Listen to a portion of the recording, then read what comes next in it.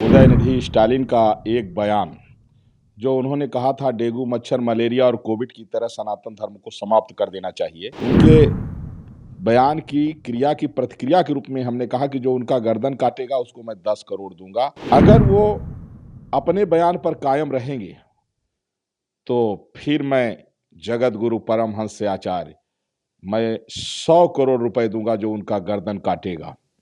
महाराज ये उदयनिधि स्टालिन का बयान आया है। बीजेपी ने मेरे शब्दों को तोड़ मरोड़ के पेश किया, उसे बढ़ा चढ़ाकर पेश किया। सनातन धर्म पर अपनी टिप्पणी को लेकर के उठे विवाद को संबोधित करते हुए उदयनिधि स्टालिन ने आरोप लगाया कि प्रधानमंत्री नरेंद्र मोदी, उनकी पार्टी बीजेपी ने मरोड़ कर बढ़ा चढ़ाकर कहा है। उनके शब्दों को पूरे भारत ने मेरे बारे में चर्चा करने में मजबूर कर दिया है। क्या कहना है? तमिलनाडु मुख्यमंत्री के बेटे खेल एवं युवा कल्याण मंत्री उदयनिधि स्टालिन का एक बयान जो उन्होंने कहा था डेंगू मच्छर मलेरिया और कोविड की तरह सनातन धर्म को समाप्त कर देना चाहिए, उस एक बयान ने आईएनडीआईए गठबंधन को सनातन विरोधी मानने में मजबूर कर दिया। अयोध्या से मैं विश्व हिंदू सिख महापरिषद का अंतर्राष्ट्रीय अध्यक्ष एवं आचार्य पीठ तपस्वी छावनी पीठाधीश्वर जगत गुरु परमहंस आचार्य, हमने उनसे कहा था कि क्षमा मांग लीजिए, तो उन्होंने कहा कि मैं अपने बयान पर कायम हूं। एक बार नहीं, कई बार उन्होंने कहा कि मैं अपने बयान पर कायम हूं। तब मैंने कहा था कि उनके बयान की क्रिया की प्रतिक्रिया के रूप में हमने कहा कि जो उनका गर्दन काटेगा उसको मैं 10 करोड़ दूंगा, जिस पर उन्होंने अपने यहाँ राष्ट्रद्रोह का मुकदमा हमारे खिलाफ पंजीकृत करा दिया है, जो अभी है, जिसको देश की जनता ने बर्दाश्त नहीं किया। और वही हाल हुआ, रहा नुकुल कोई रोवन हारा। राक्षसों की तरह जो है अब ये अलग थलग पड़ते जा रहे हैं। अभी भी समय है, उदयनिधि स्टालिन अपने जो है दिए गए सनातन विरोधी बयान को वापस लेकर के और सभी सनातनियों से क्षमा मांग लें। सनातनी उनको क्षमा कर देंगे और मैं अपना बयान वापस ले लूंगा। अगर वो अपने बयान पर कायम रहेंगे तो फिर मैं जगत गुरु परमहंस से आचार्य मैं 100 करोड़ रुपए दूंगा जो उनका गर्दन काटेगा। और उन्होंने हमें राष्ट्रद्रोही बनाया। पहले वो सनातन को गाली दे रहे हैं, सनातन को डेंगू मच्छर मलेरिया बता रहे हैं, और इसके बाद अगर कोई जवाब उनको दे दे तो उसको राष्ट्रद्रोही साबित कर रहे हैं। मैं 100 करोड़ दूंगा जो उदयनिधि स्टालिन का सर कलम करके ले आएगा, और अगर वो क्षमा मांग लेंगे तो क्षमा भी कर दूंगा, और नहीं क्षमा मांगेंगे तो देश समझ गया है कि आईएनडीआईए गठबंधन जो है यह सनातन धर्म को समाप्त करने के लिए बना है।